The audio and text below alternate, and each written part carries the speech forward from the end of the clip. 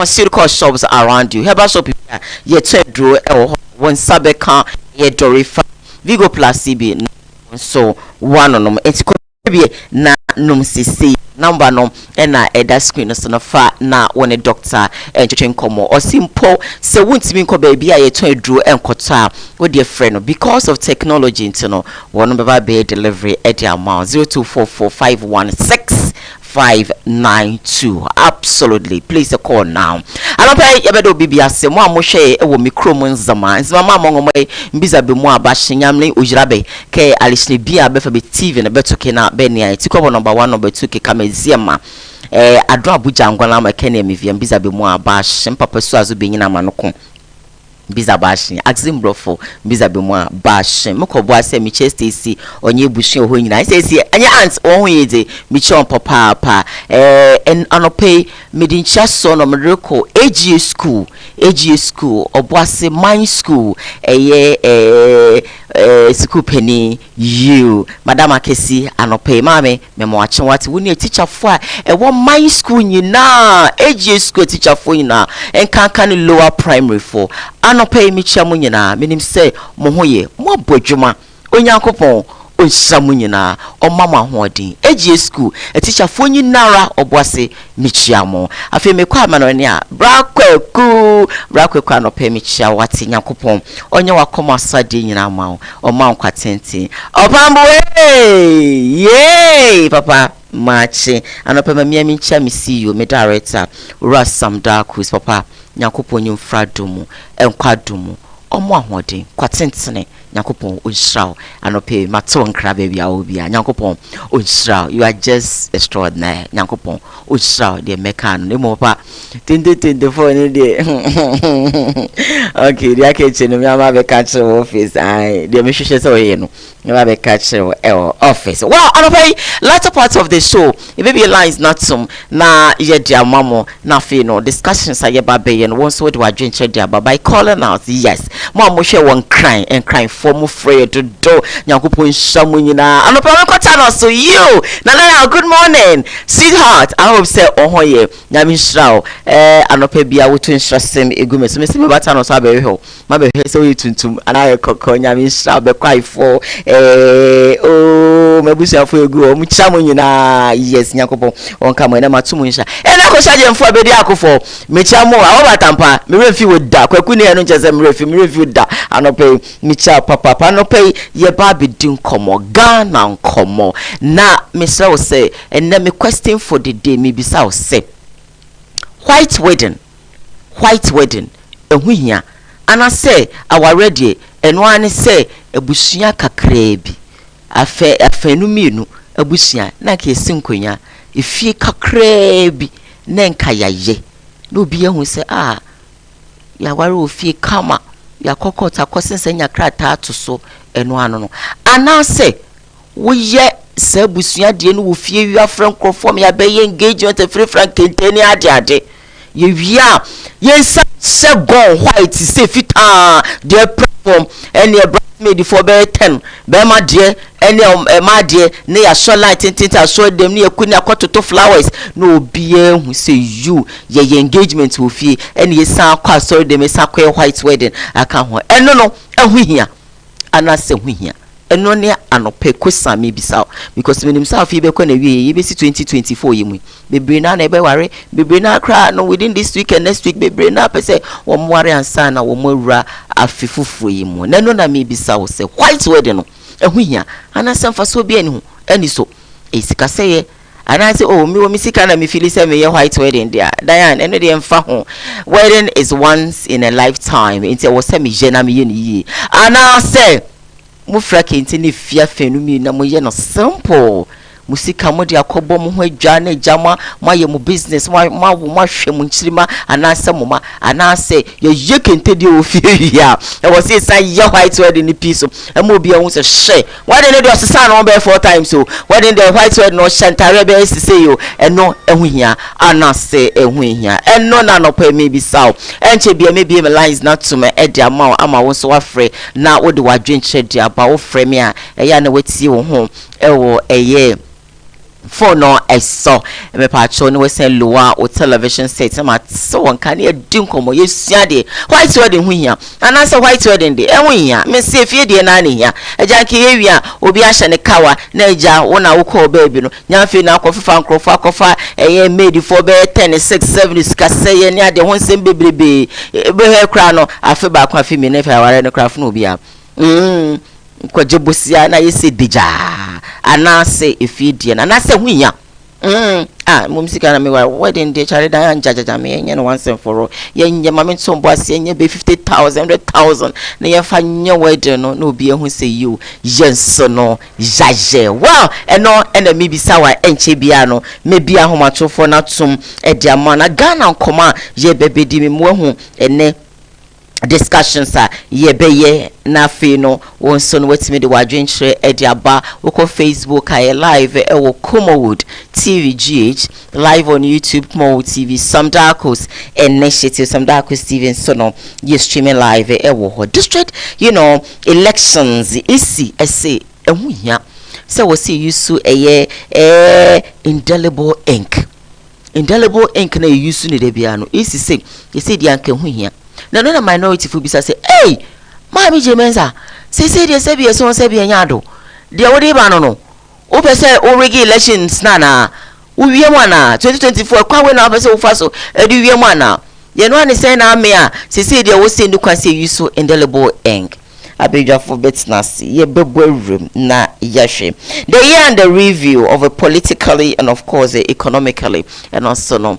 ye behye ewo ha wadwenche de wudwin bia no obetime e de afa ye Facebook page a Koowaa TVGH and also YouTube Koowaa TV and also some darkos initiative and also bit media file ye beking kind na ediama ebusi afa mo hwe e wo Facebook live no so no ye demu nyina sinyakopon onhram from say ya me say white wedding hu hia and also white wedding ehu ehia 19 minutes after 6 a.m. me motivational me dey ma and I say be happy that you are season edru ade bia emma se be so wani no jato baby move on. Life is about moving forward. What I say enti se ade a ebema osum ne amane se be so a show crash so manu twu ho fre ho se ne ebe ya enije be wi pe na season no wetimi edi no wedi ne kama edi amo beka se agusi ade we su de metwu mu fro a enye yi etete me try. Hello, good morning. Mpacho me ho ye na wo so ewudi ni baby a free me free. Obi a ho ye yenti wa no pe.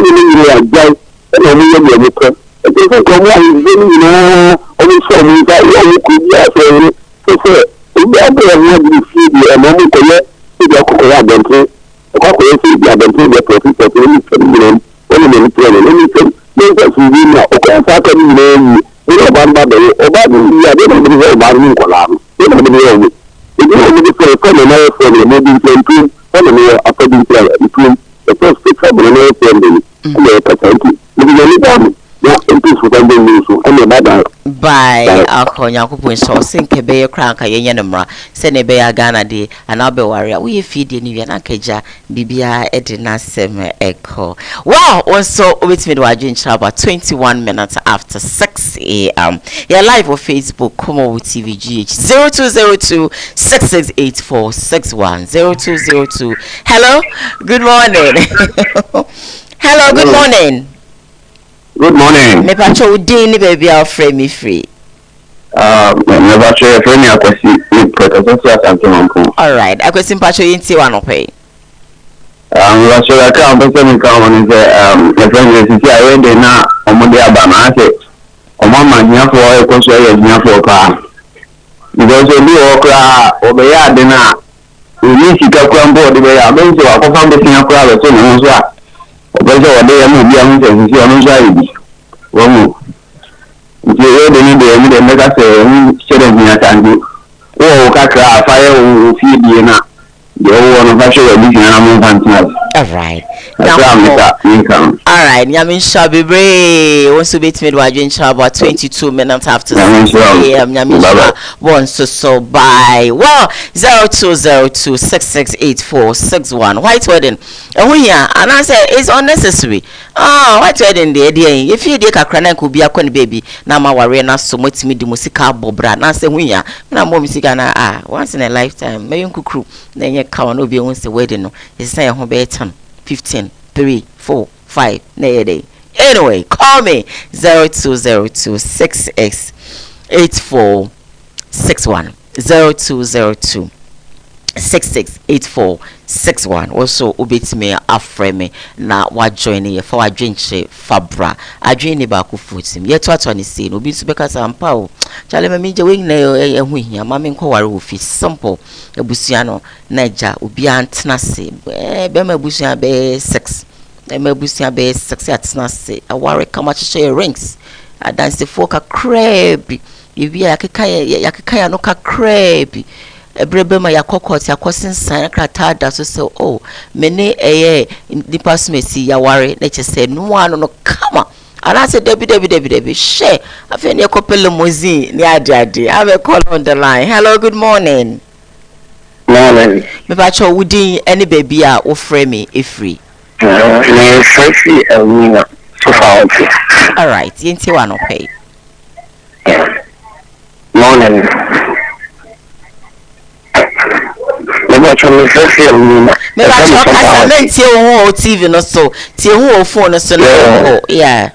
Me that's money topic na idea to one a very good topic what na where do you custom marriage or abdo marriage biara or your preparation so your white red no or your ordinary one that we see in the meaning nara it depends on the two couples a couple for the over prepare one okay that's a meaning nara ujina wording to this the iya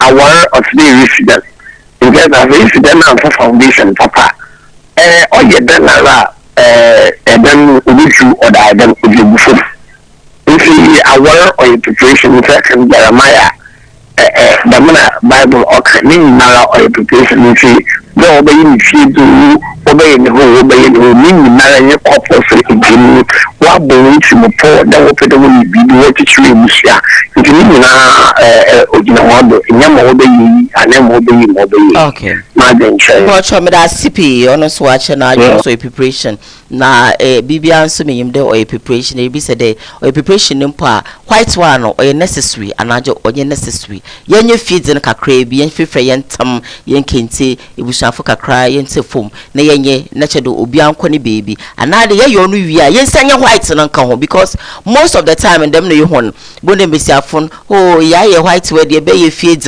ye wi a be kocha pudem ni ahye wedding gown no na chede besia na te perfume ten anade ono na mebi se de no hu hia anade no hu ohia ye moye mle biza be ngromo ya muti frame a krewadwen shawadwen atase I'm a typical enzema girl inti say kasa na manka na metisi me krumfo mpese obi ehu se me kafa ntina me kabro fo me kam krum kasa me kabro ni kasa so me kam krum kasa muti mi so azonzema maamo pa be chele se ye koye agya ye yeso ndie ye wia ye white wedding ye bokayo anaka enwure njia bia akọka ye white wedding yesu ndi wi bia ahwelike bi yesu kamo ye lela ane ye va ye boye bra ane ye ve ye mama ye krama anaka odanko unehia koka ye omunwa mu aye fa ye bokai yimo mle biza be nworo moya me bi so hon I have a call on the line. Hello, good morning. Hello, good morning.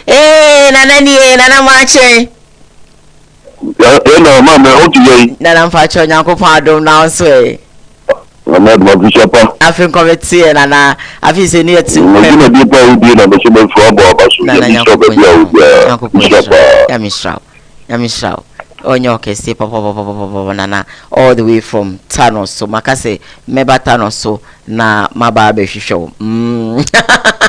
Oh yes, my baby show. Brunya yado for that. I was saying me I have a lot of people who calls, who motivate day in day out. Moon crash share more messages. I get thousands of them. In fact, Nyakupo Nshramu.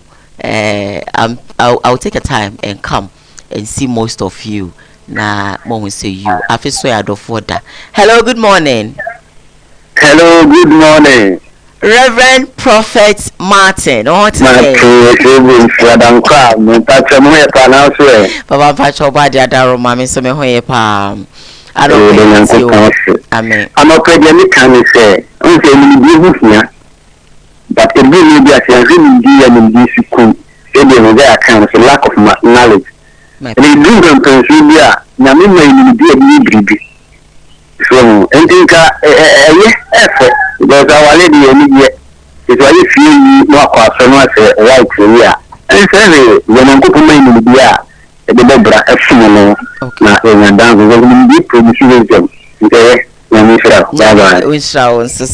na onye akuma studying na emfa ema 27 minutes after 6 a.m. Also beat me after me for 2-3 calls na major the kittens down on the phone in session on the morning show today 28 minutes after 6. Of course, you're live on Facebook Koowaa TV GH, live on YouTube Koowaa TV Sam Darkos initiative. So you stream it live and to subscribe to your channel, like your page and a comment na share for my Mr. Wada obeti me adwene me bisa say white wedding here and I say here and I say most kind of feel say me ye if you dey me via me kwa sorry dem myself so bless so ya white white gown platform your family for be brave we are to flowers and refreshment I can see almost 5 stars hotels and all that and I say enye necessary sesa no mani na yebeye if you didn't yan kasum dwemuli obi be say neki na ekofi na isika kakra ye won e da akobo ye bra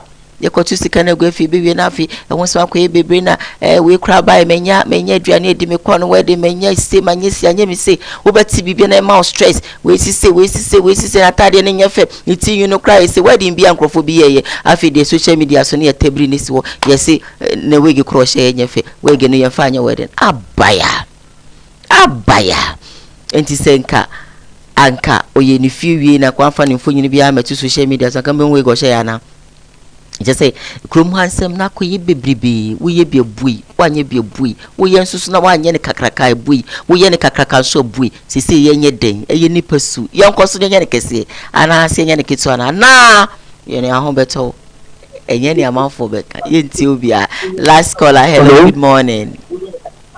Good morning. Me ba cho within baby I'll frame me free.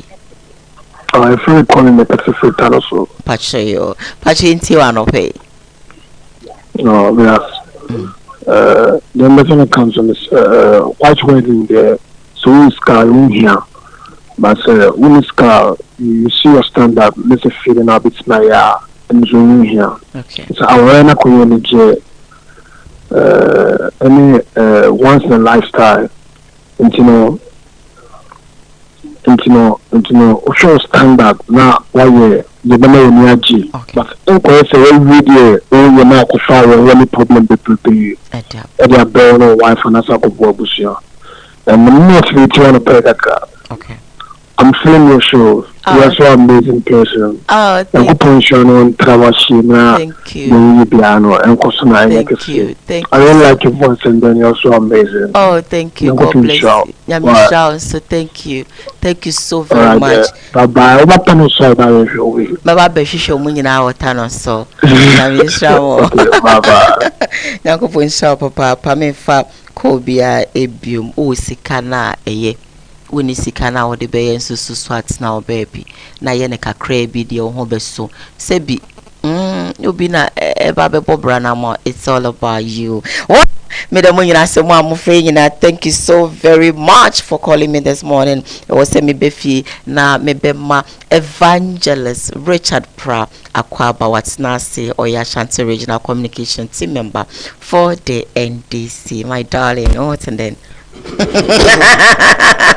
good morning, Diane and Nyamena dom me ho ye na mo so dzene Nyankopon na azom ye da obo adase de na nso waye adom dem no na ye hu eda oti de mi asedan koten ne ye dzema papa na me hye obia nkran de se eko sho konkron no ma ehwe Proverbs 28 okay Proverbs 28 verse 12 okay na ya 28 no verse 12 no say when the righteous triumph there is great glory but when the wicked rise people hide themselves say atsenenefo wodi nkunyim wo bibie mu a enyigi kese na oba nanso se otrimodinfo opeja onyampeja nipa wo kope baby wo ketete yo na 28 no say when the wicked rise people hide themselves okay but when they perish the righteous increase say atrimodinfo opeja wo benya positions na ade a nkrofo wo kehinta nanso se wonyi ho a atenenefo nso waasetre ana wodoso okay oye ndema bien teneye mfasode a ode bre dodo no okay na etimodin ye all right o how ode bre ododo no enti mesha obi ankra na no pay there yenye motin we rade na enyim ana omani nso ndema ode ye as omamba a oma eye omamba pa ne yentwe ye hu free etimodin ho etimodin bebia kanjefo ana nyipa wodi dom na enyim woye etimodin fo no o ha nkote na oba enti ene ye koto aba menyim de ye beba no mu nsam no mu but me koto aba ama no enyim na ahe nindiye oyada otin anade oyotrimodenfo ono metoje ma wankasa abato wonsunso ado nyankopon ti nanyim enche obia amen na menka de dan oho ayefo abrante bi frɛ na metei ne voice na ebe o se eba ni ne nkwado ho na se ma kada moko hinta hwehwen o se ekɔ ho ahwehwen manso abre bia ebeba nhye so ahwehwen na me de bia mo hwehwo nche de bia mo hwehwo mo hwehwo ma menyim do ede nsa me hyewo ha nti se me mfra wo no nche de me imporcho ese hwehwem adze hwehwe no oye different from there meba ha na wotwe na adze hwehwe ma ja atum ede okra wa hodin na wo bibia na ede hwehwe imporcho me imporcho mata ase de anopei unkomoja ne ahwefudi no oye interesting okay yes imporcho very interesting me no nye ifizon me tey what size no nkom ahona a wo friend enyo ebi wafa ebi nso wafa dem not say obia ne di owom na mama peda mekanyi de white wedding na nkasa no what's a white white no ofre akwasi broni ono ye white man enyo ni kroma mamre a ode war ele he ya falala ana ya kefa aba ya import omana ya import bibia import wedding kra ana ya da aba na ni nyina oye ahen ebibi man ana Ghana ya mande odanso busue bia na mande dem nothing eko esrem mante mu a o mesima wa mande wo fa waresem ho mesima wo si ye no ono na ebusua no wagitum okay ena ba kan memu ha akan memu no so ye danso pi obia wa na mande obia wo mo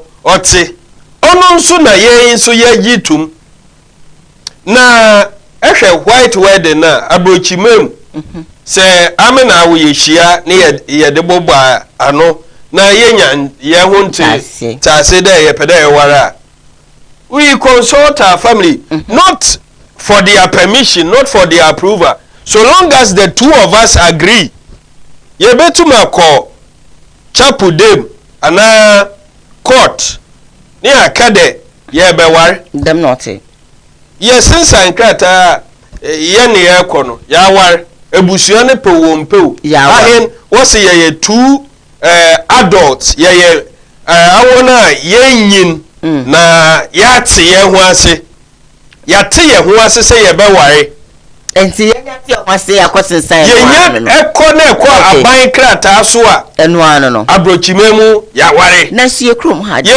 no nso se ye kọ abusua no anim mema busua wo abusua yeah na ye kọ ne nkrata wo de be mai no ma ye nkototo ye koto ye sheda eda ne so a me de mabusua edu mra bi kura mpo a mahunu nkrofo bi a enye wona abusua but wo konya adofo bi tan wachi ama wo ko ba na busuam eya ware wo yaje ato enti enne no se wo ye Ghana ni a menya hunu ba bi a ye mienu no ye nkọ abusua no ho ni ye bekọ aban mu se ye kọware it's impossible omu jintum ebinu ye esie die but then ti no ye esie because enye ne kwan no okay but say ye ko abusua no na abusua mienu ne hiem na bibia woje ensa woje no ma wo hwehwe no a even sa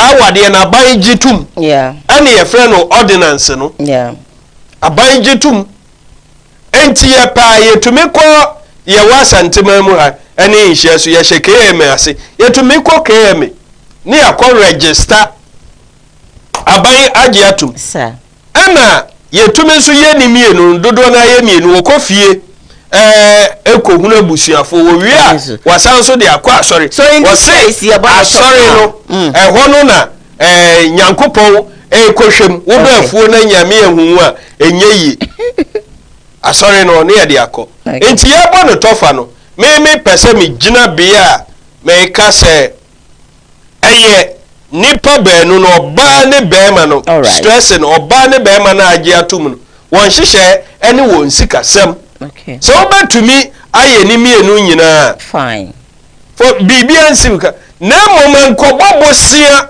ema obi nto pressure ma me ade a mede na ma obi antumi nto pressure ma me menye madwin se memo pressure kume enti me ye de me ho ebeso meni obi ani competition thank you all right enti no enu kwan se wo mo bi top pressure e de ma de wo ho beso no na waye in fact I think it is something how encrofo pa na in fact evangelist etimi elaborate enti also no general ho sure bottom if you can afford fine, if you cannot afford just you know do what you can really afford. That's it. Don't look at people, don't listen to people. They aren't going to pay for you. You are the boss of your own.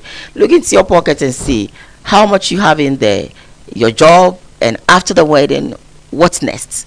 That's it. Well, yeah, afam where we are, my embra and come my baby ye him say ne na ye kwato aba ye district you know assembly men and women elections na isi ababonti isi say on you so indelible ink ye nyina him say all along that's what we use but yeah ma me see debi ye use na no and a minority for aso say hey mami tie break o say dey e kwan first opesa wo faso erege elections no eniana straight away my memra evangelist so at the yama missing there she said ye koto abeya ye nyusu indelible ink ono nam doma minority for wole hey washa mami pede abe owiem oba Diane awon fe Diane oba koko Diane middle ewu de mami Jemensa ono so oyekoko dem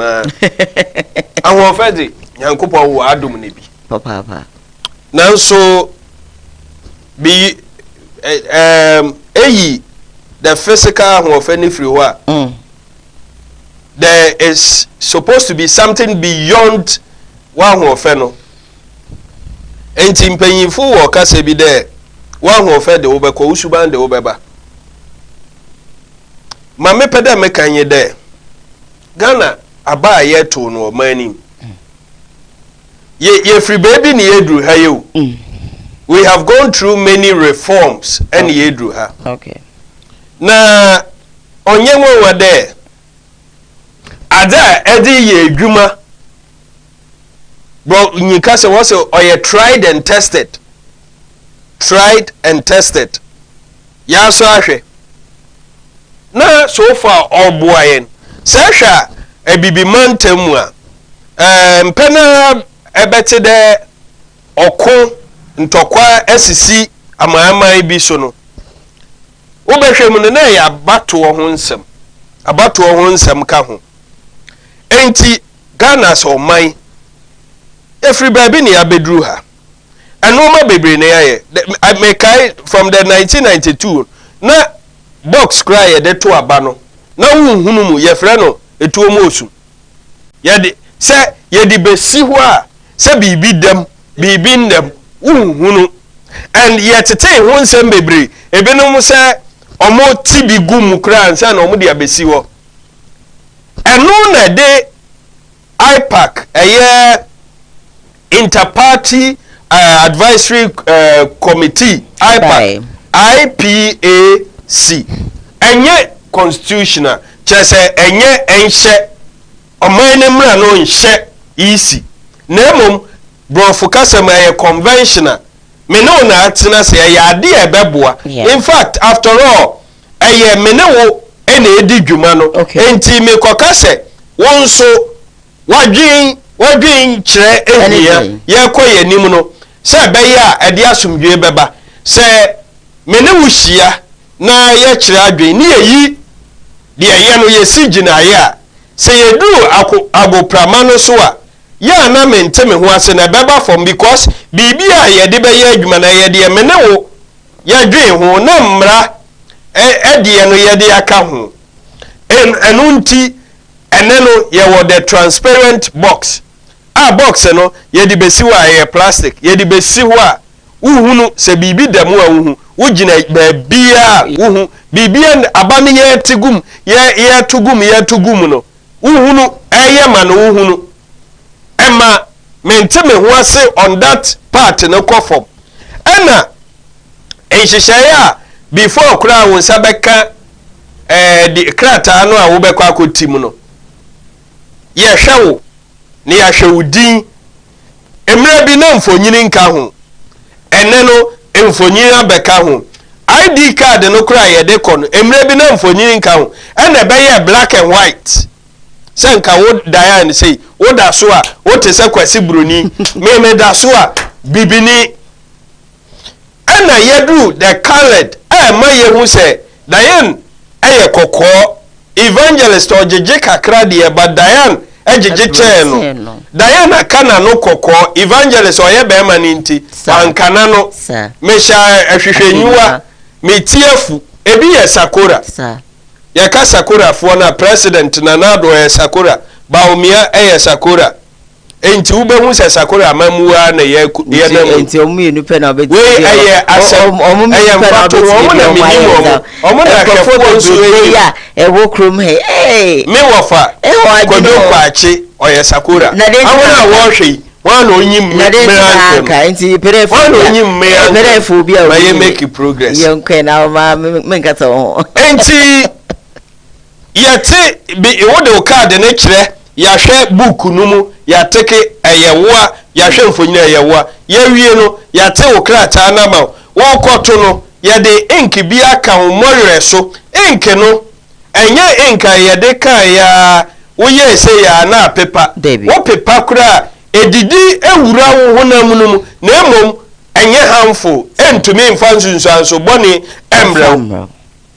eyede enti ne yede enke ne ye ne se enti ne se me meti hay me nkoto ye because me free fie 6 ye be start 7 and so ye me fi ha mesako another platform me wia by 10 11 na makoto eyede ya me meto enti wa wo hwe me bomode na koto madam muni inkene wo mensa se me kona me sa ba biomu a even though ya fa processes no mu nyina no at least me kura no inkene wo mensa ne psychologically e ka kire me se me ko biomu a bibi danso se mato sir psychologically me ankasa no bibi danso se mato so obi ya na dwen so obeye bone a ye wo no ma bi wo ho a ye a preventing ipano prevention is better than cure anunti yɛnhwɛ example adwuma mura cameras wa ha me pagya me ti a me hu sɛ camera wa den na kyerɛ me sɛ so obi ani ha kora na me wura ha na me yɛ madwen sɛ medi bɔne a obi hwɛ me ana bibi record de me yɛ no ɛwɔ baabi entimi nteki sa risk no na akoba ne se metumo projectors anamo cameras aname famo stand baako ana akonya fefefe ya metimu metamu de kwa ekina bi no obi ehwehwe oba na akonya nsi ohwehwe a obetumi akohwe afidie no so ahu se emre ati se me na me ba ha entimi ma meti hei se me wo adwempo bi se mewia mo camera ye si hei a CCTV na bosoro no eno nti madwe na kamitrim okay aye prevention at say no say indelible ink no na ye use no obi kasa o say kotu biem a ono anadwene ni tibebua ne fo because already no wato deda excellent aye psychological okay ye hu say ya ba ya yetui political parties no jai obi a bewiem what is allowing your mommy J Mensa to say this time round no on you so indelible ink na and I'm so ama minority for say e bia na kwayo person of so we are no very intelligent question mami ade ne ho ato nuoma bi so akoye se mami ye ntunefo anu ti na me site ipac ene mfasode a political parties no ade aba from Dr. Afarijan penso Charlotte say bape mami so mami nkuwa penso na say on fire park nyehwe like seriously aye no kra no nti na NDC atwe ye ho free mu matese ye sanso call back en komobi akoso peace council ni NDC akasa woni EC akasa say tie asama meka ye eto asum say agro no political parties in AD. So if you carry them along or alonger, ebema menteme ho ase ya yeto aba wi ana yeto aba eba no abrase because nhihye bi a wo de be ye adwuma no parties ne ka ho dodo ani gitumu a even kuma e wo mu a wanje antum won enim se dodo no ye kotenase ye ka kire me ne wo mu anya adwe ba dodo ne sise ne yen ifa anya adwuma enti emrano echeme wakoye se ni o kane se ene ye wo mfidi a ehwe ye ni mfidi a ye de yensa siso a verify wo de yensa siso a obete verified broni bi him ya na eyem se wo ampo because obrofo e ka no ha no atena brochi kakra tukwan kakra minyim da na etutukwan kafa nyema ba ono na wa affect obrofo ka no ame metegana ha miyi no nkro so enti mami dia ode ba na ode no wato emfidie no so but Diane empehi ena yede emfidie yi ba ye to aba wo baabi a onte se afidie wo ho no atochima ho atochima enunti ye use manual verification. You see the process, there's the biometric and the manual. We have the biometric verification and the manual verification. What's your process no krampa?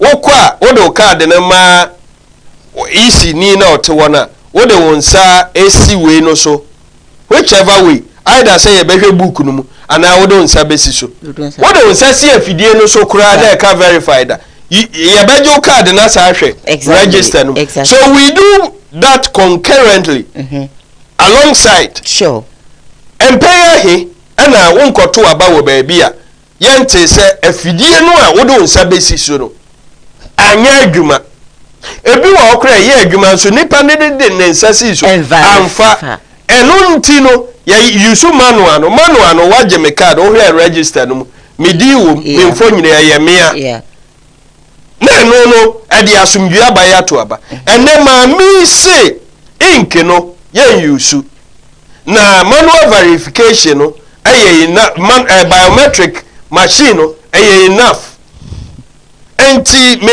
hwese yantum wie no me nyam komhyeni ya bette se baabi afidie no anya adwuma afidie no so eyusu anyinam kanea ya hwese nka ewo se ye isifo no charge na nadwi ma de echi ena baabi mpo ayeto aba no there must be some standby or nkania but Ghana ha baabi wo kanea ni ho enti ombe charge no baabi di akọ se bibi kotochi ma na kire se afidie no ye mfa anye na ye be use the manual but inka ye de ka ye nsa no eno so bua ema obi ehu se wo ink ye de inka sha aye wo nsa wato wo ye wadwen se wo ko paper kura wo ba ye tumi chew eneno ma me na yi ink na free ho me pese me bisa eye sika samu ana say ink no ya kra free India o KNUST students be as part of their thesis any omu project no omu de eye ink ne bi ya kra free India is kapa but say ya mabunu ne bi etumi aya ni nyina etise India de no which means Ghana ebe save. Sure. Why don't we make use of that? That is a skasemwa. Yes, even when ye Ghana de no atumua I was here this discussion near produce. No, being so nim dear and for so basso. And I also want to Sadia not to watch it. Into a be a call KNUST or there no year any project. What should I say? Nim dear name is here, and for so one is so young ton training. You see, Sunny or my yes, yeah, no mafa. And to my J. Mensa and Cassa. Me, semi wo to me. And Mrano and Maquine. Unim say mrane bo ho ban say mfie enso ene wo ye adwuma until say wo beko wa ho begiemu ananso say bibinti Dr. Afarijan oye adwuma 92 I start my main correcting me make say mfie so it doesn't apply to them almost to say court judge for omo ya appointee omo until so obeko ahomigiem enti Dr. Afarijan okọ ahomigiem na Charlotte say bye enti maami je mensa unlike Charlotte say wudwuma wudi no bibi tochew na ye de ye hwehwemu na mra ebowa yetumi yi ufiri o sania ye yi Charlotte say fio you may agree or disagree me I disagree je mensa enso wo ho no ne ye bebre ebetumi amobi afamra kwan so ayi na free ho. So I so want to ask say indelible ink no do you think say yamami Mensa person regulations na for me to send your minority for me work account my main card say mincho me mako aba I've been through the process. I know I've heard it na ni ewomuni ni why na dwen so obewie mu no onya compromise isifo and the agent wo ho obewie mu. Okay, one of the ways ebeye say yemfa ink ne nka wonsa. Oh, okay. Machine no okoto first one depending on how they want to do it you verify who we are wo san ko biomu a you verify ni etosu biom ni yetima wo no yete bro ba koso uko gina boot no mu a utintim na wa bobody akochem ni nyina ye wiemu enti along the way no all this ni ebema sa adwemu pono emba mu no you must prevent it and one say ye de nkene be ye nipa nensa say ye de nka ye obi nsa na obi command iskasa onsa nkoto bio oni isi na hyehye ho a yen verify yen yes ade no na emom ye beti ama no wa obi gina nkyɛn a obetumi appoint say wakoto ni ngina so one sen o se hwɛ wo mɔre we na ɛwɔ hɔ no but we dey ebi ni hɔ dey ebi ni hɔ a ti challenge o obeka so o mentoe yes and so na wa dia na kyerɛ all right dia na kyerɛ say much so me a me gina nkyɛn no adeɛ baako a kyerɛ paa ɛyɛ ink no hwɛ ebetumi aba sɛ me hu sɛ wo koto but ebetumi ayɛ my word against the majority so wo ye gina ho nyina no wo trim po ayɛ sɛ ɛne wo hyehyɛ ayɛ sɛ ye nwie mu a me kokase me hu sɛ wakoto a me ntumi nkɔgye EC register no enko bie nkɔkase hwɛ sɛ ya teke na sɛ nipa no wan teke because wabɔ ne trim mu sɛ ye bewie mu a on teke en mum die enti ɛbɛyɛ me nko a dodoɔ na agye atum sɛ omu nyinaa afoa so sɛ yenwie mu no it will be my word against theirs ombɛka sɛ nipa na nkoto wa ɛhefa na mede bɛkɔ ɛwɔ sɛ mede kɔ court ɛnkɔ court no na 5 abɔ ɛma nipa na to awie na de be siesie wi aba no so ye de gu adaka no mu a medi eni ho me nsa we sei ɛnkyerɛ sɛ ɛyɛ kwaku ana evangelist ana Diane Kokromotini so wo de akyerɛ no enti for us in the NDC say ne ma me use indelible ink na obeka say oh yan use no amfa yone ano how be ama enti going into 2024 yan use a ɛyɛ problem ɛyɛ wiemu kwan no so no these are one of the ways I be. Oh, okay. Oh, yes. Oh, yes. They were saying, oh, yes. And I say, with all confidence, say, why is this woman refusing to use the indelible ink? We're refusing to they just say, in your muna. You know, a because throughout the 2024 election and so on. If she's not going to use the indelible ink this time for the assemblyman for, I just say 2024 election, I say presidential and parliamentary elections so no. Oh, you see indelible ink nah. Say we say only for this one. So we say Gina. Okay. A test. Sorry, experiment no. So we say Gina. Obenya nyina so against 2024 say 2023 district level elections no kra no. When you so no. Bibia you okay. Enti on you so obani save sa sika no. Unse wenya nyina so. But for us yay NDC for yasi yanya hwe hu be yasi ya beboka abo ye ka bi ma men ka bi no ho ban chense ye be save sika no man na bo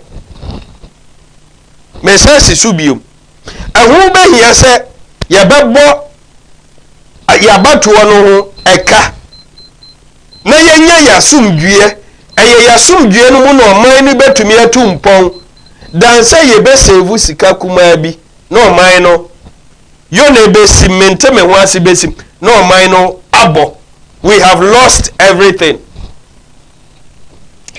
Yes, wow, yeah, live on Facebook, Koowaa TV GH, live on YouTube, Koowaa TV, Sam Darkos initiative, Sam Darkos TV, so you streaming live, NT, na what subscribe to your channel, no one like your page, no comment, na watch it, but kasa for the fact to say Mami James as your own use so indelible ink na yin say nke koto aba enwa na you use no what is making her not to use it no SMP but because Mami Mrabak maybe say evangelist say a dear power potty na onwa na adwene apart from the fact to say you know minority for esusu say opeso reggae election no yenjin di se bia enkene say yensa enu nti na ma ompese obeyusi ana evangelist then medase even though me qualify say meto aba 1992 okay manto okay me started about 96 enti san hihye yakoswa you see tell me maame na de a opese oye no mimini na dwim but so bi ye bibi na wugina akire na wo hwe ne waye pen utumi predict what will ne obetumi aye 2020 abato no unim say or declare elections 5 different results. Okay. Are you aware? I am aware. Oh yeah. Okay, I say results. so, yes, different 5. Okay. Na ebinsi da easy. Dr. Farijan nye bi da. Charlotte say nye bi. Ono na ye. Enti ene no still migina say ade opese oye no. Nobody knows. Ono na nim. Okay. Enti asiye nim. All right. Enti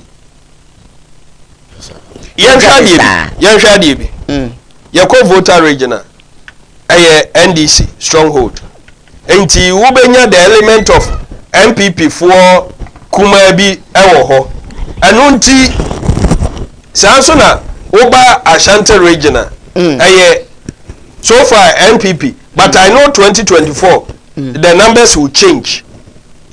I head neck to neck, head to head, boot to boot. Bosso. What you say? Numbers no NDC dia no be peja pa ma MPP dia na akofo. Enti wokọ baby a omodo so. Eye obi stronghold no ye na dwen say obewie mu a. Ewie mu by way of say ye bet to more than near was say ye to na.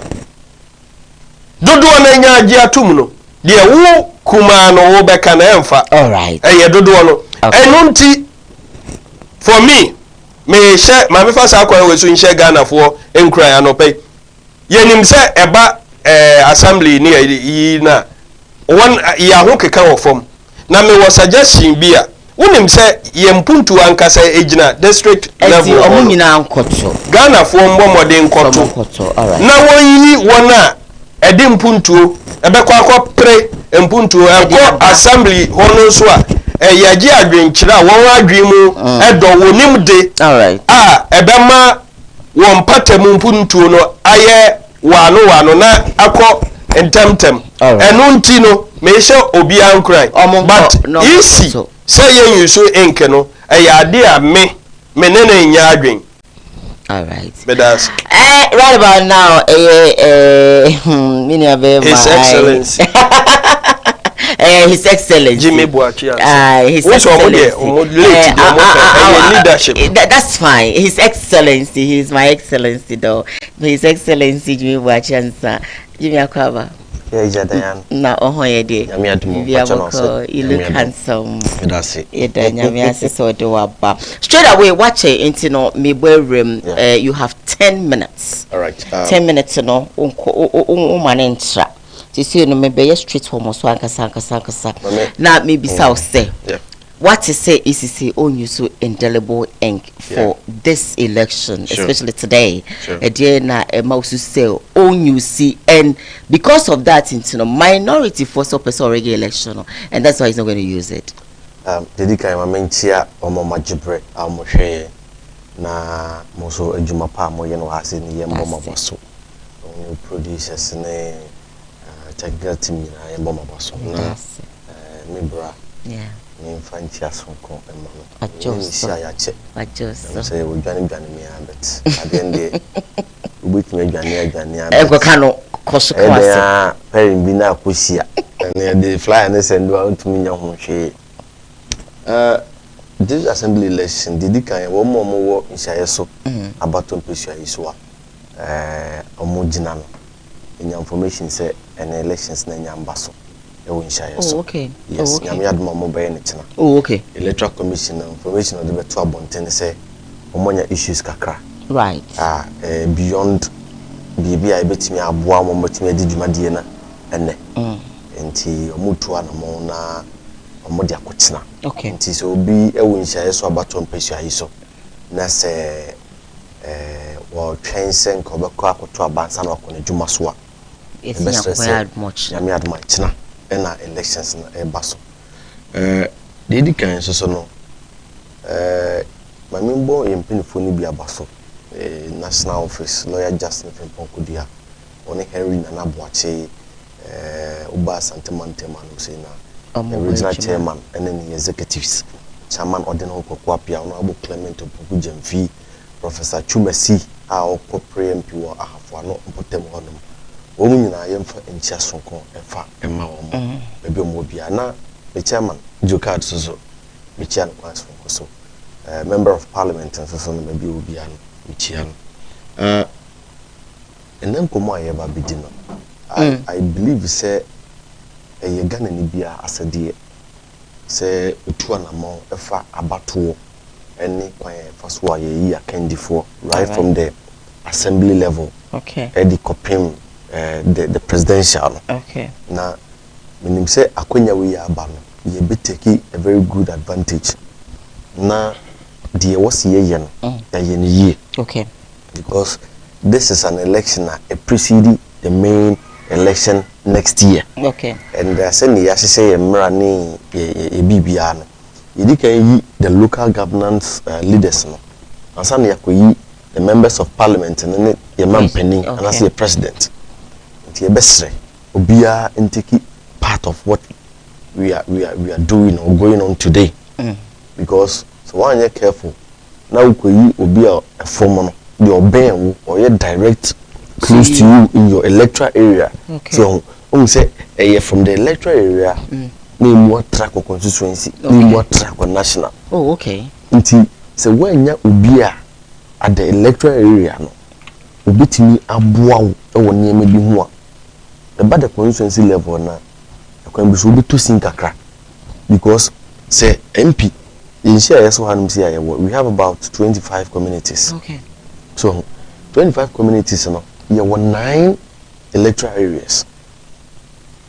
In these 9 electoral areas now, it equally tells you that we are going to have 9 assembly. Equally, natural say you bring 9 assembly members. This are 9 assembly members. We know. Me fan say the adiaba. Adeni miensa. Adeni enai enum. Assembly members nso so young kron. So, inti nipa ukwa yi no. Amana ba be ye assembly man no. Bisa se ye de ade bi aba. E di hye so ye mfato hu. Se de ade bi aba na sade ne miensa. 9 assembly members no. E di na wuni pa no ho a obetimi aprede aba.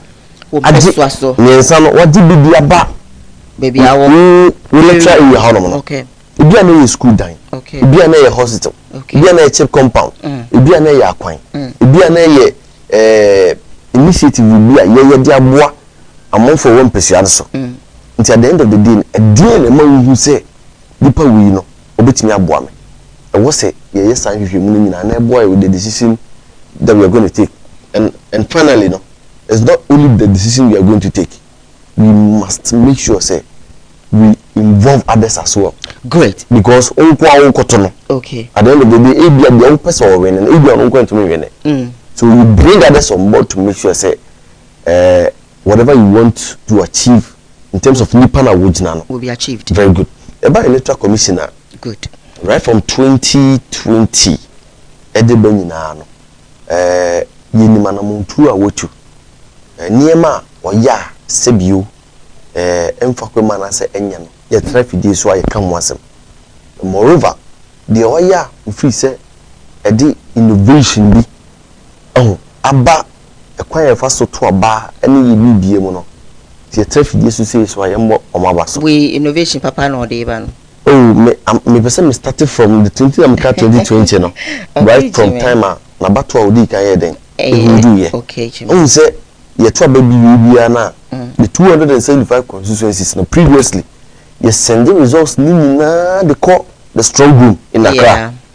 So na Accra hodom na strong room hodom no omo aye counted. But in the 2020 elections no we saw a different game changer altogether. All right. Say you be quality results no at the regional level. So they make out here say the results now free various regions aircon and ma tax be and the top electoral commission so at the headquarters and at the strong room no but rather no region bia a coalition dey say brutal regional the 10 regions no ono ye coalition with the with all the political party reps Ashanti region 47 constituencies ono ye coalition with the party reps omo nyina no at the end of the day no omo gitum all these party and fortunately for me on say the constituency and the regional coordinating council ewo the Ashanti Regional Electoral Commission office in a constituency. Okay. So I had the privilege of being part of that environment now. No more accepting results. No. Okay. So they call the presiding officer in the constituency. Now, what the results not to do. Then the party officers now more ever cross checking from their constituency chairman. Say, oh, in share so results are back. Parliamentary, you say NDC nyasi, you say MPP nyasi. Presidential, you say MPP nyasi, NDC nyasi, and all the other parties. Then they tell their reps. Then the reps will cross-check from information now. EC officer now one constituency. Ediama EC penny or region. Then they all accept. We are pushing the other at the concrete. You could do kind so now. Your party reps some one kind. They confirm from the regional chairman. No, say oh, you know results we from my region. And then they also confirm. So tax na first no we say yetete fidie ho yetete radio ho na isi results we go see asende na nkodu ye sande mani nyina no. So enu nyina ka ho na ma so on use in the part of the innovations going forward. No say make say enema oba e obuhu ye observations. I understand all. That is why he's doing this restructuring now here. But this restructuring is going to help with the indelible ink no. Me research and elections officer. Okay. For Nshayesu constituency. Great. And I'm very happy say me aye NDC parliamentary candidate da. Okay. One of the major challenges we face when it comes to counting the ballot. How to identify say you black spot to be what paper is so. And I see you another spot in a different box and yet different from the box that nipa no use and the tomb we see no. What has been the issue? What is the cause? So a day and I'm over a period of time.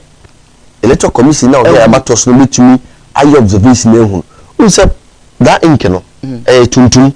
I know. So now one of the features about that ink is say there was some shema from my observation. There was some shema. It takes a very long time and some are black. It takes some time. Say and from my bed. Oh, I say I did change na me sebi na aye.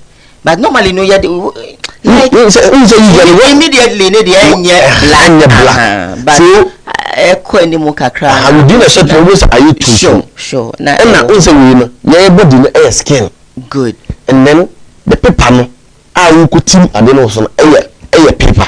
I understand. So no. So ebia omotena se no omo hwe mo mo ye say it's also they want to protect our finger. They want to protect the ballot against possible black spotter. Ebema ya reject a number of ballot papers. But they make what you say. Until make say whatever they are doing, no, we should try and find out more information from them. All right. Because if they are don't send see no, you want to na open internet team no. We say nensa we na usuru no unsu mabobana ono ni say the tissue paper. Na ade no the tissue paper kra na tissue no bi orma a wipe. Na moisture kakra dey ewu. Nti once you do or you go about the thumb printing no. Baby a onsa na dey say ink no ebetimi akoka ballot no so ama at the end of the day no. Ebedu anyuwe na ye counting no. Okay. Na adry aye tuntuma. It's a different box mo. Ebetimi ama ya reject because you keep asking yourself why do we consistently record a sport ballot? Oh, ebi ni pakakra bi kwa betu na koto aba. So a ballot na bi be sayinti na ebia. Yes. Na ebia na me je men sample say obe use indelible ink no. Ntina make say ebia omo tena ase no. Omo nkasa omo ye hwehwemu. Omo nkasa then do omo ye bibia anaso omo nya information bi omo fi say oh ebebo omo going forward but notwithstanding that no say idea na anasa asem ya making eye set the indelible ink no. Okay, if it is before the thumb printing, probability say ink in paper no so by the time we do counter na dry tuntum so the best thing we can do is say and can you team from the point now we team of the ballot box the near the insana hiding all right and then secondly you album one ma bia oba betu bia ye take biometric verification okay confirm who say asimesi na bentin a we book yi mu ono one eba be den eba beto that is why you go to where the album is and they verify from your face say bia in face quite they verify from your thumbs so that mechanism is in place to check say wo na wo ba beto at the end of the day no say you take say wo beto a there is no way say you for some point say indelible ink ni ma wo be san ba back say wo beto you call other countries they don't use indelible ink but they cannot vote twice if you have they cannot vote twice if you have a system making sure say there are no duplicates in the album the person goes you're taking the person cannot come back again. Well evangelist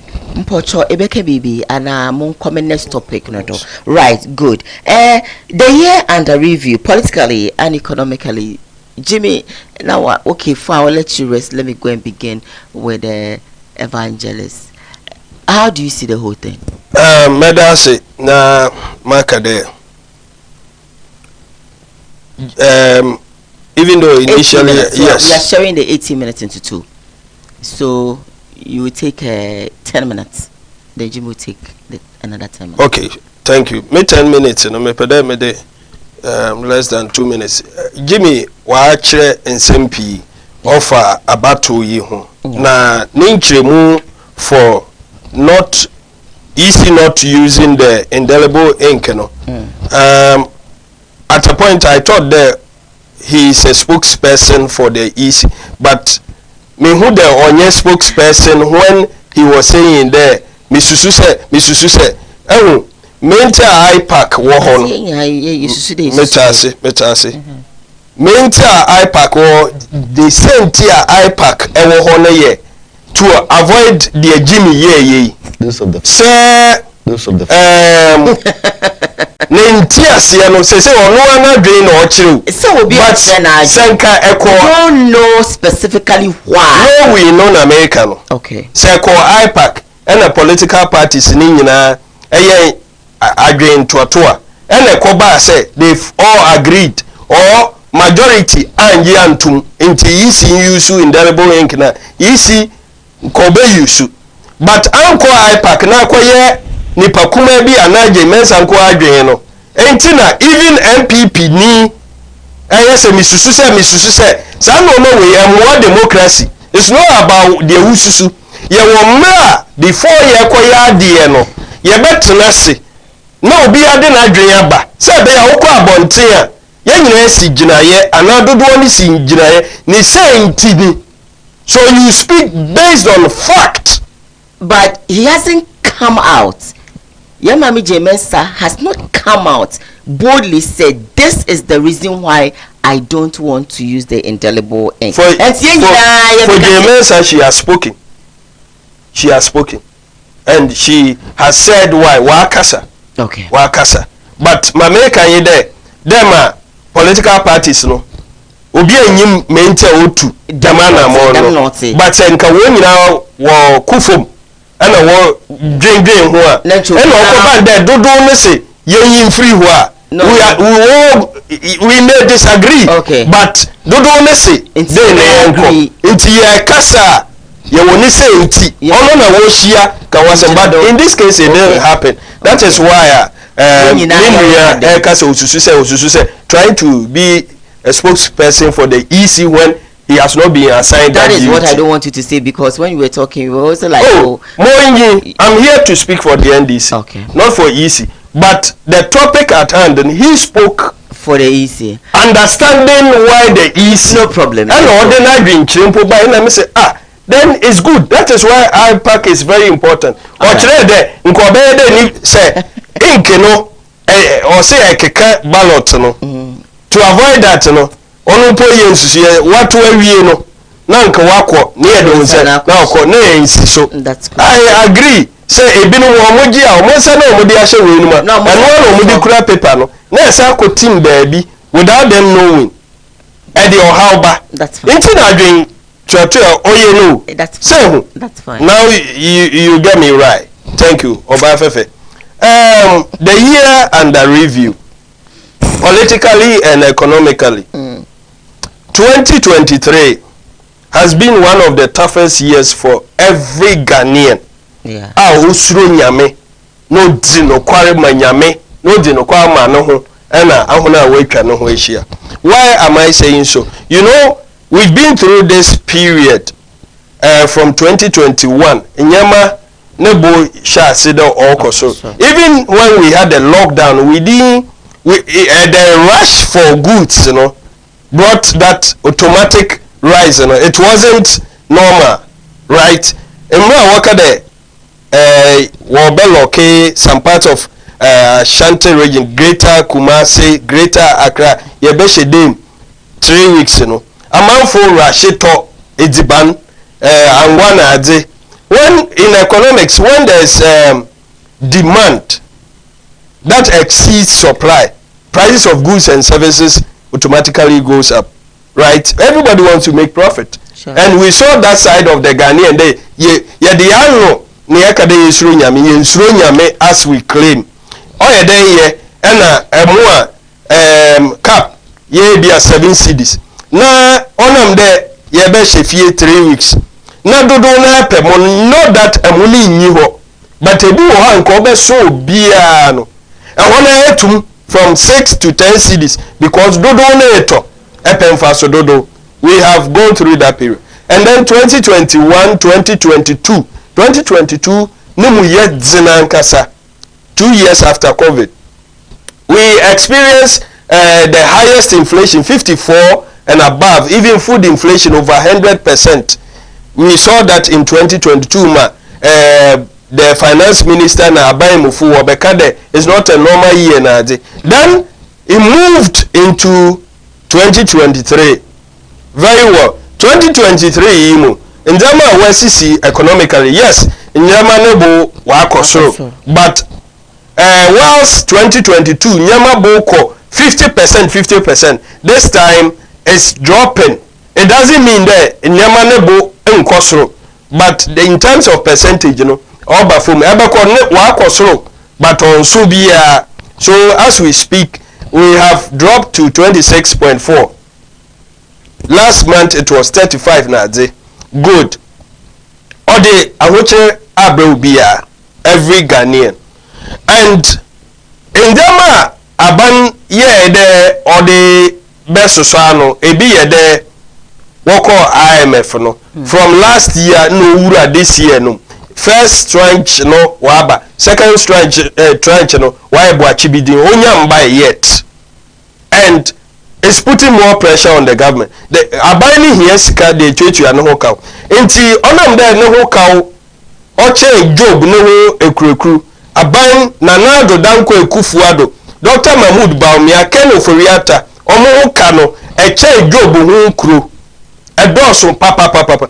The reason is that omo beto o man yesika sem eka ye it was 120.2 billion. Now we are around 600 billion, right? Yeah. It means that abani de more than 450 billion or dabaka unti nisi ho otua na account kasa bi otua also into obehia sika dodo na dia kotua.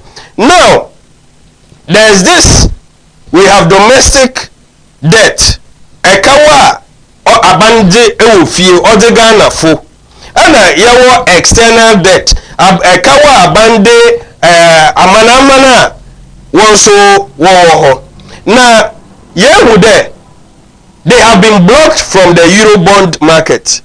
What bobosiama what downgrading? I want to be measured. Obi obobosi want to mintua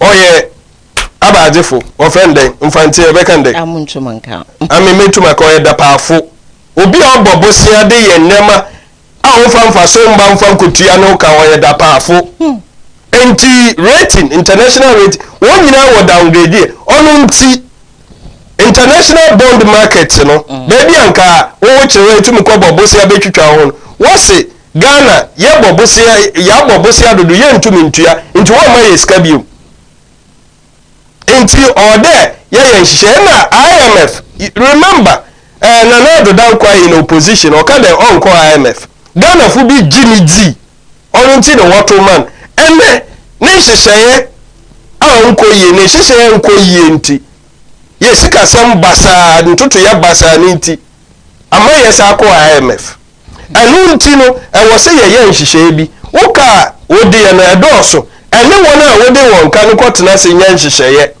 ebi wɔ hɔ a nsiho no twam wontumi ntua ebi wɔ hɔ a mmerɛ a wɔsɛ wotua no twe kɔ animu na wo kakra na yɛn so mu ɛna ɔde domestic debt exchange ne buy mo wɔyɛ no President Akufo-Addo ka dɛ there will be no haircut okay there are haircuts nti President Akufo ankasa ɔka asɛm a mengini ndi kroko Dr. Mahmoud Bawumia ɔkasa mengini ndi kroko even Kano Foriata we are not going to the IMF today we are this Caleb and Joshua Noko 2 year we are the IMF also mengini ndi kroko wonka nsama me gigi ono nti domestic debt exchange no yehude for the first time a former minister for former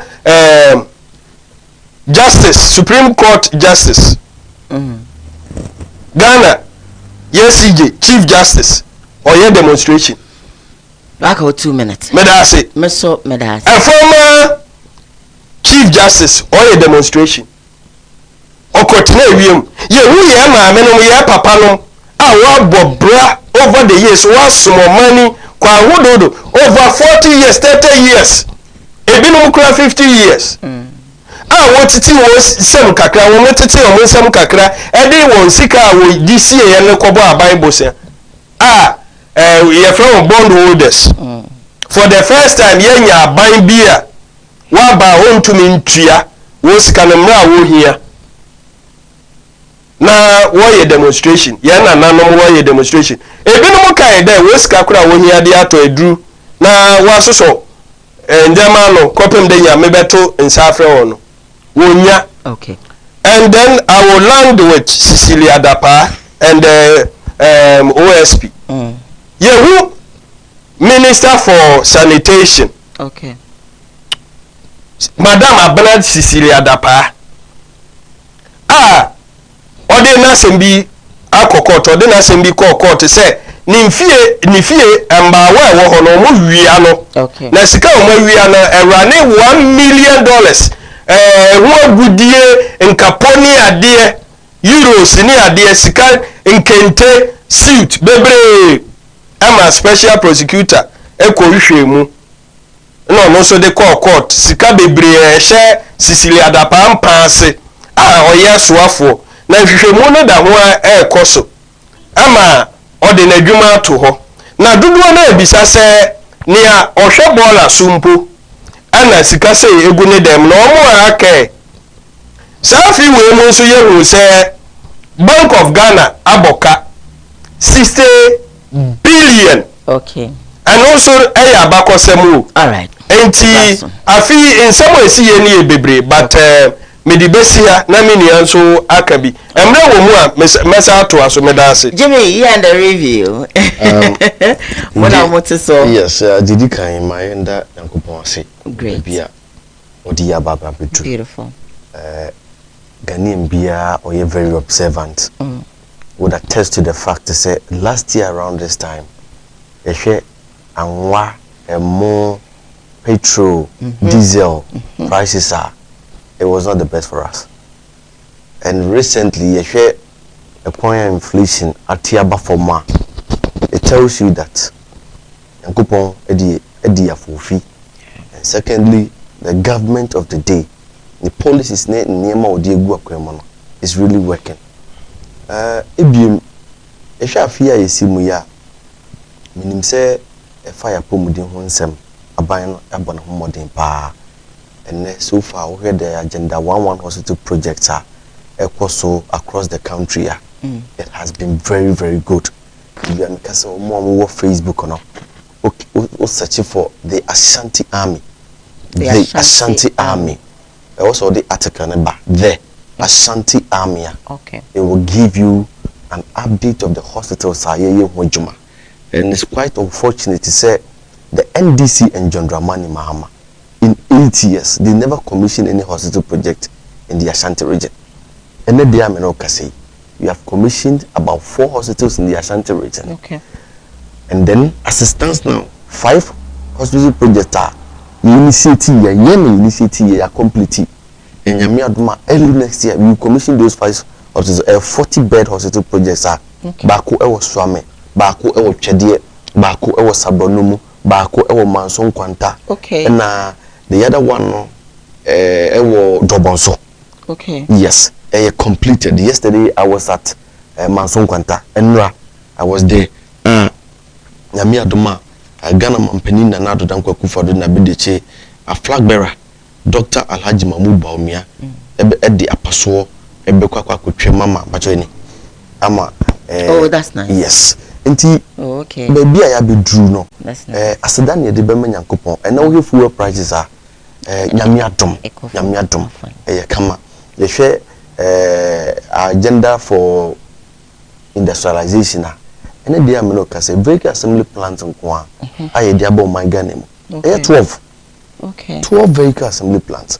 It tells you say the economy now. And the kwa first word dey ma to talk say na be ya. And me bu na omutifie ni benya dwuma ye. Bibia ya ban na asodie. And one interesting thing. Tell me. Ashanti region alone. Sisi amenoka say 36 hospital project. So 36 hospital projects are menoka ho asemi. Chip compounds and kan ho. Dabi. Hospital health centers and kan ho. Clinics are yes polyclinics are yes under $1 million and kan ho. Hospitals are yes under the Zongo Development Fund and kan ho. Hospitals are yes under the Special Initiative Ministry so and kan ho. Okay. Say Captain and Ranamo Akufum as well. Oh, okay. And Akufum Kwa almost as chip compound Makumako 6 schools, communities are named schools. Why I didn't know more farm Bama you. Sir, anytime I'm better I make once and at times too you bet me I decided say oh your bar yeah in criteria topics and talk about developments within the region. Okay. So the we so yeah can once. All right. Again ade ba ko a mani age wo ho pa yakwan ho nsensem eni ekwan a aban na fa so a minim se yeka interchange ho asem Ashanti region yenya interchange but yeka se yeka road project in the Ashanti region there is no way obia betimi akam near the record of the MPP within this short period you betina kunya so compare even our first term alone to NDC, it tells you that we have done very, very well. Okay. If in you must say 36 hospitals here make one me. Ashanti region go at the end of the day, your nurses are motifi, doctors are physician assistants, laboratory technicians. All these people are going to be hooked up.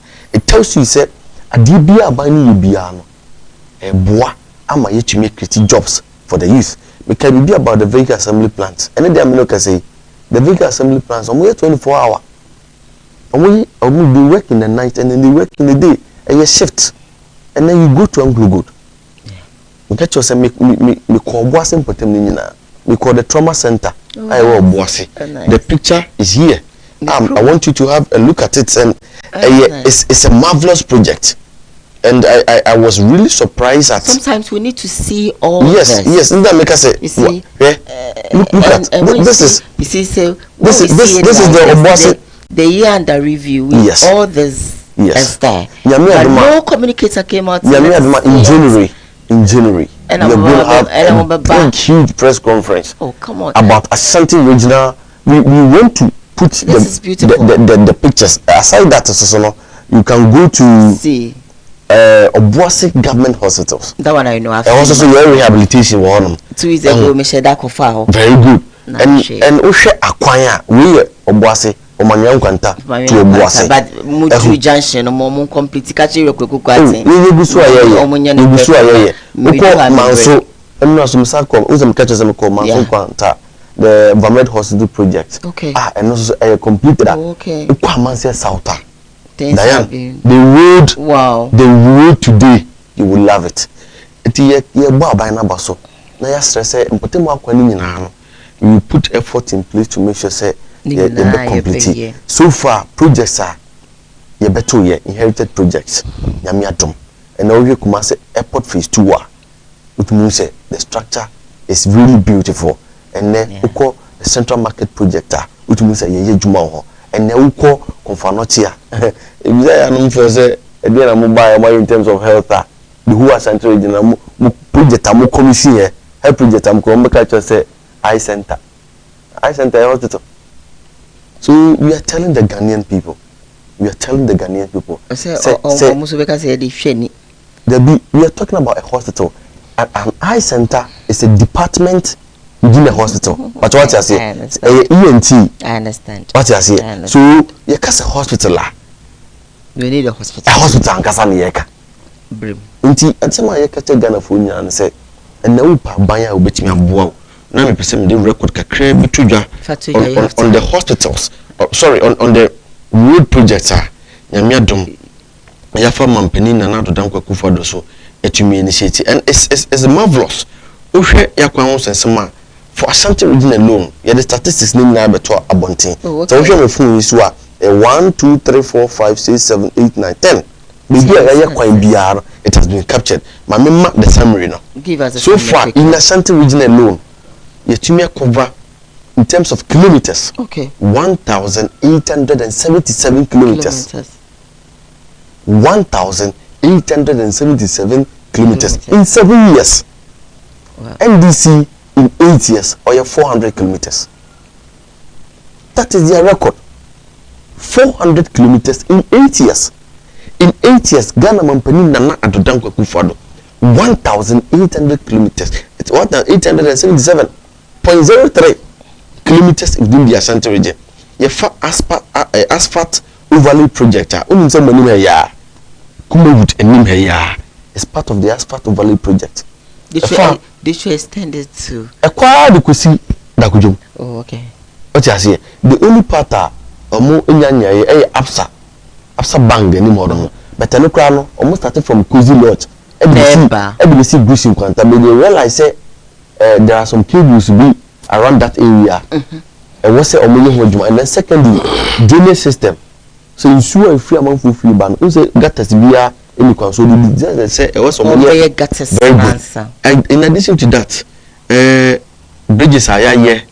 Graveling and I say regraveling partial reconstruction, rehabilitation, surfacing and then upgrading. Sademo win na itumi ayede abo asantema in puntu. You na me ba the 1D1F initiative. You know bit me no masre. They tell you say kasa prekon ye beto ye. We company we Vesta Oil ye beto ye. Company we beto ye Pifus. Omo we street lights ye mobubo street lights we ye kwantempo ye beto ye. But adie ba kwa ye ka kire Ghana for ne say. Say mo say ye beto ye dia. Asema nemo na ma mo ka kire man for say 24-hour economy. Mo be ma incentives to companies, existing companies. That is what we have done. We have just changed the 1D1F na ye no. Because we gave incentives to these companies to expand. Kasaprekuna ini no Taprekuna ini na onye soft drinks. Ensan kwa na oye. And offer gbokokwa ru hono ma. Why expand the way production no? Through 1D1F initiative incentives idea momo. So you tell us say 1D1F we will share. But we the 24-hour economy neighbor. Now the ababa boa me land me the manusi. Amfa manusi Jimmy. Enne me person obi a utie fidie. Eya so na utie sema me ba beka. Yedi nkrata ne nsise kakra komase bedwam. Say ye pese ye ma some tax waivers. Okay.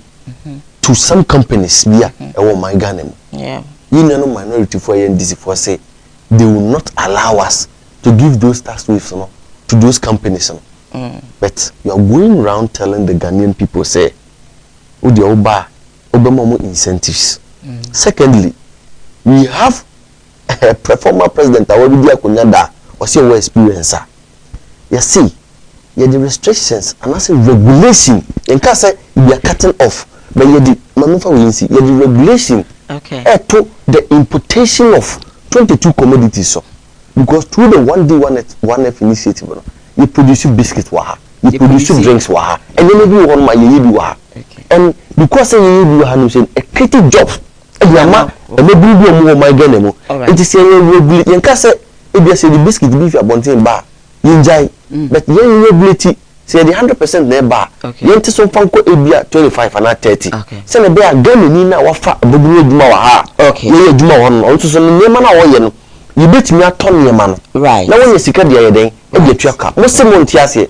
At the end of the day so no. We see TV, we saw the 24-hour economy ba. But 24-hour economy, one thing you should know is that say me 12 hour na ye see produce biscuits ah. You go 24 hour, the production go up. Enti say with the regulation of importation of certain commodities na and na kebe timi aboa ama sa 24 hour mpo a wo kan wasem no say production kosora e bitimi ato nyema na e wo ha no say na e use no local product no. Thank you, Jimmy Boachansa. Of course, 42 minutes after 7. I have 3 more minutes. I'm going to offer AMA calls. I don't know if my evangelist, prophet, or rebate will be a money 2 minutes before I go. Yeah. Then, Medasi, over there, my brother exceeded his 10 minutes by 3. 2 minutes. 43. So then, what time am I starting? You have started. Let's make progress. I don't have any issue with it. But for Kasem, yeah, will be our friend deviation. Say a cultural social no one questions. Na ye ma minia Jimmy why ya a bit tiputo yada anyafi. Then what were the topic? The last one also the year under review politically and economically. So the minia Jimmy ekeka asphalting agenda 111 ni nyina ye ade o ma ye ne this year see ye hwe this year normal o ma ye well I'll leave the marking scheme no ewo ahwefo ho they will mark it and adwuma say eye den ma wo say ya o wo free topic no ho na wo nenam wo susu say bibi wo ho a wo ye ewo say obi ka ho asem I'm rebating. Okay, so I'm speaking. Thank you. Ewo say oh yeah, one wash phone bibia ni phone so yeah one one na share right. Oh share, oh it's nice. Why are you not talking about oh it's nice. Oh why you know let me rebut oh you see the essence of this program is not about us. It's about the viewer. Okay, so let's get that going ahead, you know. Also as part of what they have done, no. Mete the 1D1F no honor His Excellency John Dramani Mahama had done it in 24-hour economy. Let's do this simple logical test here. 1 district, 1 factory. Ninchemu simple children. Every district will get 1 factory. It has been defined, right? But when we say 24-hour economy, within 1 district, there may be thousands or hundreds of institutions or factories or who are giving out services, right, or manufacturing, who are saying or come on board the 24-hour economy. How do you say there only 1 district 1 factory? This your 1 district 1 factory cry. How many districts do we have? Over 262. How many? According to 2023 budget or by 169 in 7 years you have done something. It's good, take the credit, but that is not what you promised Ghanaian. 1 district 1 factory, 262 districts, which means 262 factories. For me, you have not been able to achieve that. And 24 hours your district, your factories that you have brought on board, good. How many of them are running 24 hours? It may be that some of them work 24 hours. So it means that His Excellency John Dramani Mahama, the idea of a 24-hour economy, it is doable. Yebeso, mommy, I say this example always. This shirt, material no made in Ghana there, but here pamno Ghana ha, right? Do you remember President Koowaa Friday wear? You remember? Before President Koowaa sa asem na Ghana for yenchen toma yapam ukaba no na okra free abuchi neba. We were wearing a traditional cloth, right? Our kente and all that. But when the president added his voice, it became something that public institutions Friday wear something Ghanaian. Oma adepamfo we dwuma koso meboa. It may be cry na tie and dye batik. We share near from West Yaunia. It is in this region, Ashanti region. Near do Wofel. So people stopped. Right? Yeah. But President Koowaa initiative brought it back. And I have some beautiful designs, batik Ghana for why. I love my Ghana wear and I commend my brother, even though most of the time no material no if he had it. Hey. But you see me there be a measure. Some material name free Accra. You know. Some of our print. This morning I wanted to wear any brea and soldier. Beautiful print. And it is an initiative. Okay. MPP for if you fight this 24-hour economy, you do that at your own peril. Okay. Say MPP for sorry tier 24-hour economy now. Ghana Mabunu, one almost say. Let me land. This brother said he wants to land. 3 minutes. I won't do that. Go ahead. Few minutes. You land. Few minutes. 2016 unemployment rate was 8%. Okay. 2021 when we checked it was 14.4%. Today as we speak, all kosoro. When you Ghana mbaburu benye adwuma 24-hour economy, which means adwuma mopo 5. Say we na beye na ubetumi aye adwuma 24 hours workers here 5 hours ubetumi afa 10 akaho every 8 hours be nipa 5 beko akoye adwuma production beko so embebu benye adwuma sika beba mbaburu medemelize no Jimmy, you said you want to say something. Yes, just 1 minute. Also 1 minute I'm out 40 send me okay now the 1D1 FM companies are winning incentives no workers 10 utumi eden efa bika ho okay and you say you can say 1D1 F na but they know the rapport or the rationale behind the thing, that's what we are talking about. And I say me kasa about hospitals and them rules, and we are now referring to economy. The economy was like an ambo. Yeah, a resilient economy should be an economy. Omanfu we benya baby on basic healthcare. A resilient economy should get good rules, so that in terms of transportation, no trading between the ecosystem economy very good. All right. So be I want to say from that angle, and you need to understand that what was 24 hours. The 24-hour economy. It's a no, okay. 24-hour economy. Shout. 0202668461 From me and I call as a PSA. Call ma odi for you for but Samson Kwekwe of course. Dory for Vigo Plus also. You better almost say I don't pay. You can also call. Yes, I'm thinking about. Hello, good morning. Hello. Good morning. Never told you, baby, I'm free free. Mr. Professor from Nima, President of the area. Oh, Accra, you too. Accra. I am going to cry. You cry.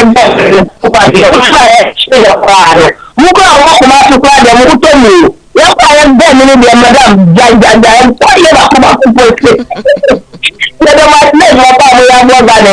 I mean, sure, and I am a light of you. Oh, there's a mama, not light of buy. It's light of mayor to put down. That I'm quite needed. What is the name light? Mamma, but money, I don't know. We should have to know if the mama not light of buy. The mama was no light of no light of no trouble. The mama, they don't want to be a Now so we see my life to put down on my life na. Me ya kwa me so we ka na mo ka ni na me ntie. Me o de o ni se gba ma ma de. Aka me see ma 1 minute crowd the way I did the day am ga na for. Aka me 1 minute crowd the way I did the day. President of this 8 years o ti leye oba first mo ka o ti me ba yan che. Actually no ba yan che. That's wrong. One year na kan bi na o de she no o de one year ke yin so. We go show one to know from Nima, also bit my friend. I come in 9 solid minutes now. Make unfortunately, Bernie Kwans. Hello, good morning.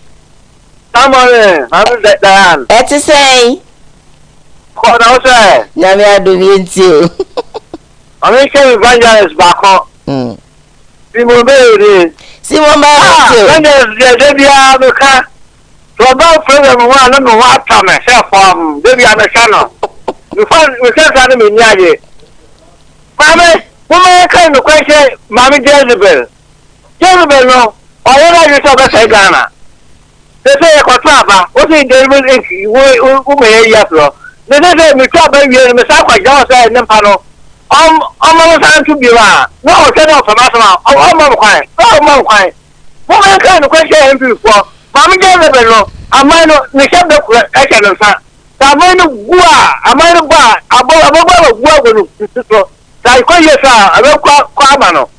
They say, when they have wires, no. Woman can't cry. And come up with my amplifier to car. Yes, 24 hours economy, no. So I call more Mahama, and I buy. I'm a question. Why wouldn't you know what I know? Let's just say we're down for me for power. We're down for one from bye. Bye. Okay, also beats me. Afraid, yeah, kindness. 7 more minutes to go. Pick about 2 or 3 calls now. As I draw the curtains down. Today's edition of Koowaa Morning Show, of course. Many are bear my Jimmy Boachan Sawa Hassan Son Evangelist Richard Prowl, no so ewo eha. Somebody brought a message here, but this is an SMS that came in. Says, BBC, good morning. Today your panels have really comported themselves. It was beautiful. I needed this always so that Diane, your work will be so so what? Oh my Menka Wati. Thank you, BB. Kelly said, good morning, Diane. Great evangelist for me. Told Jimmy that I like him so much. The fact that I'm an NDC does not mean that when I see a good product I wouldn't like. I like him, but NDC all the way coming 2024. Hello, good morning. You Kelly dear. You like him. He likes it too. Good morning, City Pie. We didn't baby our friend me free. Every day, Reverend Manuel, it's a Thursday free. I can't come on for a corner. Mpacheo. Program now more than maybe sure I'm a program.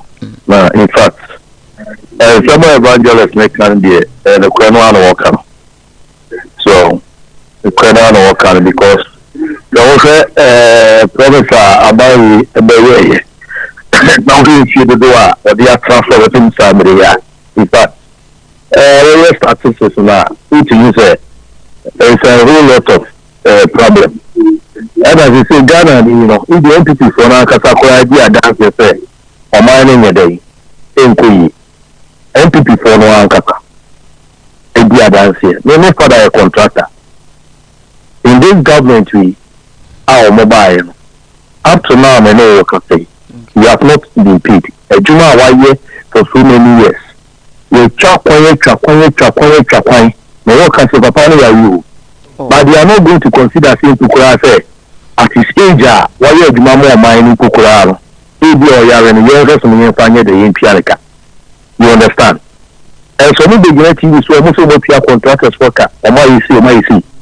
If you don't people government ready, then we have make us say, Mahama time, things were not like this. So the Rebecca said, "We are going to have a Rebuano, MPP. I can tell you the truth. The MPP government is really a corrupt government. Mepacho, very, very bad. Mepacho, ya for within mommy producers no so that we can talk to you know papa na yetime aye hu bibi ye power chowa yeah do this medase nyakopon shabre wa ma me rekra but God knows best nyakopon bibi abekama nyame shra ma me fa me last call and me money nye rapina all these things is not fair obi ye adwuma na muntua no what is all this aban penny for mamonye sa me papa bi akọ pension the same thing sika ka bank bia se papa ne se bi so akosia se pentin be waja me sika we nyina ma bank ya na in fact that me call cancer se me chem me sunsun ka me kwa nka me nya me kakrakra no enye me 200 gram 300 gram baka se jikoto fu order because akosia me ni sika nka ne ka me mo me sika nyina na ka bank se minti me nanti you wunu ya mo kakra mo de bebre me na me dididi nti akobompa ya mam na me saka papa na ye pani kutapoma enti se bi so se bi nya ado ni sika ka bango no obewu agya ho manu susum na so obewu agya ho aden na we amoye sa but you they are bumping for you are enjoying you cry to abama mo no mo bana mo the people na mo pia cars no to go baby na no moto bi dispatch rider bi wo po bi cry twa na so mo street no so all because e panimu bi benti na so say ye beto abade a mo sam panifo ya mutimi ba bi re ye fie nyina na ye be di nkomo is it good, is it proper? Sometimes you also have something to voice out. Adena moye sa. Mu pia ya atoka, mu pia ka no mo si yemfo pavement no so. Na me de mi jam mo mebo me. Na me se me kwaye, me kwato me ka no nturo gatem. Adena moye sa. Yesra mo ate ne de maka bi. Me fa ko bi abi. Ye kwaji me. Me fa ko evangelist me brother no be ka se me ra ho. Jimmy, let's go. Shemu kakra na yonko but my time is I have 2 minutes into I think into yonko Jimmy yonko pacho ade ba ko amase no so ne say kuma no say no e kasa convoy na e am pimpi no say bio enya mayofo nko ha ye wa asofo a mo yisu land cruisers a amoda bo to she push us away meba unse e ana me dey me feel say education bi wo no ma e was say very good because so this are so for must they use convoy at all? It should be like it's not proper. A service we provide it to the public. Young let's here or baby no pentama. Then they will leave you. Right. I want to be for Marco. And different. You are Bamia. Oshe baby could be or the bus nenam. Onye convoy no de no. And he's one person demonstrate say sa convoy na e dinam na cars be bru no ntwem and the flag bearer of MPP asana me dika kai no okay is somebody you are willing to change and na your position for jom ha ma bakroma no say ya you convoy ya e dinachi yeah that's it so nti even usually e bia about but it must be abolished yeah China you do this you share so ha Chinese people be bria omulize mi nyesu la evangelist yenko ejuma mommy meda say na menda ahwefo na say yes abrantie ne call no wa mama aboto nye ne papa na nkote almost all contractors regional minister call pemsuo na nyim so kai say aban tuya contractors ka the whole regional minister told the our king say aban na na do baumia ken for yata to me tuya contractors. I also have friends the manager party or Tony his plots even the aban new site I can point on Tony Japadina aban jeneka look at papa Kufijo binche now point onye or obey show where na I mean miss sweetheart number and sister I'm getting all that and one chance eh some contractors enye musika sika round the auto kusia the auto in China obi anya bi enti the American say Thursday the 24-hour economy his excellency John Dramani Mahama say it is an idea whose time has come emrenini yeah work NDC Ashanti region we are having a work sensitization work yeshia work Abu post office okay ahumachi me by 5:30 na me wo ho na ya fa kroma ya befa bantuma I know ehihia wo constituency bia wo baby obegina ehia ya nti Thursday ye nyina ye ehia 24-hour economy obia benya adwuma ye 24-hour economy Ghana beye ye ya kodia na yemfa as the PC odi for we for ba something kwaku ye bo saso dore for Vigo Plus also no yebeda o mase anope mabusianfo amofra no all the way from Accra Nima Tano so Fabium a whole lot of places amofra no pe mo amodo messages by from Kelly to Bibi. God bless you. You've been one loyal, addicted, listener of this program, viewer of this program. Nana Yao Thanos, prophet evangelist. Ya pon ye baby man ambe wish one wish ya connect na ambe wish. Wish my quick. Yes, you be me fiso. Oh, amazing. And see what why idea. Great, was supportive. Sure. Look at China, mommy. And you've been playing.